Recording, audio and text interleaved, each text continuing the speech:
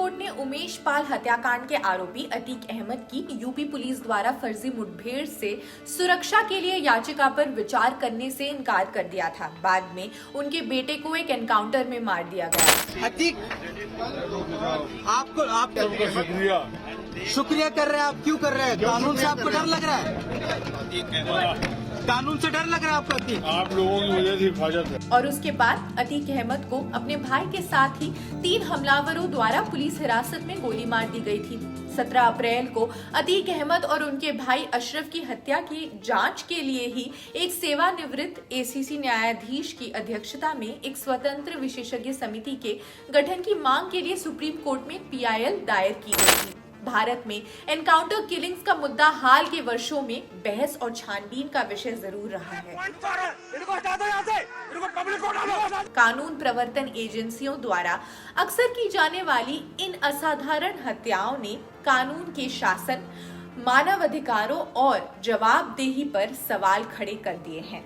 नमस्कार, जनसत्ता में आप सभी का स्वागत है। पिछले साल 23 मार्च को गृह राज्य मंत्री नित्यानंद राय ने एनकाउंटर में होने वाले मौतों को लेकर आंकड़े दिए थे। ये आंकड़े 1 अप्रैल 2016 से 10 मार्च 2022 तक के थे। इसके मुताबिक 6 सालों में पुलिस एनकाउंटर में 813 लोगों की मौत हो चुकी थी। सबसे ज्यादा 264 एनकाउंटर किलिंग्स छत्तीसगढ़ में हुए। सरकार की ओर से दिए गए आंकड़ों के मुताबिक एनकाउंटर किलिंग्स के इन 813 मामलों में से 459 डिस्पोज हो चुके हैं, जबकि 354 मामलों में जांच जारी है। कुल मिलाकर देखा जाए तो 6 साल में हर महीने में 10 अपराधी एनकाउंटर से मारे गए।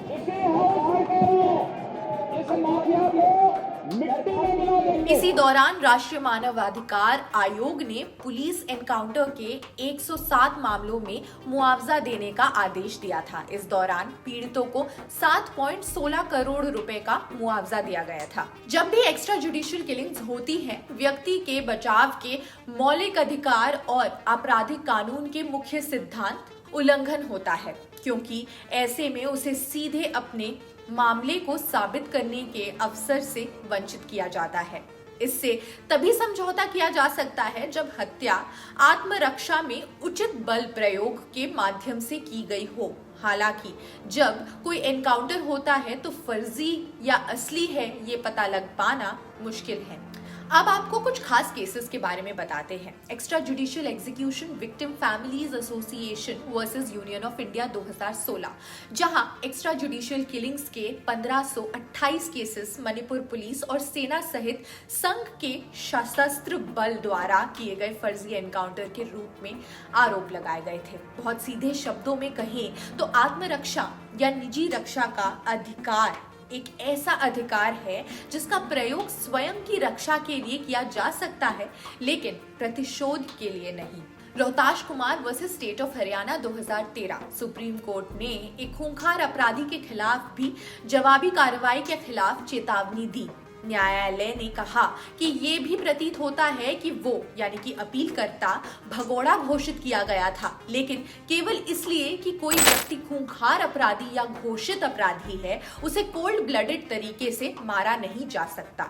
सुप्रीम कोर्ट की गाइडलाइंस के मुताबिक पुलिस फायरिंग में हुई हर मौत की मजिस्ट्रियल जांच होनी चाहिए। ऐसे मामलों की सूचना बिना देरी किए राष्ट्रीय मानवाधिकार आयोग या राज्य मानवाधिकार आयोग को देना जरूरी है। इसके अलावा राष्ट्रीय मानवाधिकार आयोग की भी कुछ गाइडलाइंस हैं। इनमें कहा गया है कि पुलिस कार्रवाई के दौरान हुई मौत की जानकारी 48 घंटे के भीतर आयोग को देना जरूरी है। योगी आदित्यनाथ एनकाउंटरों को लेकर हमेशा से अपराय रहे हैं।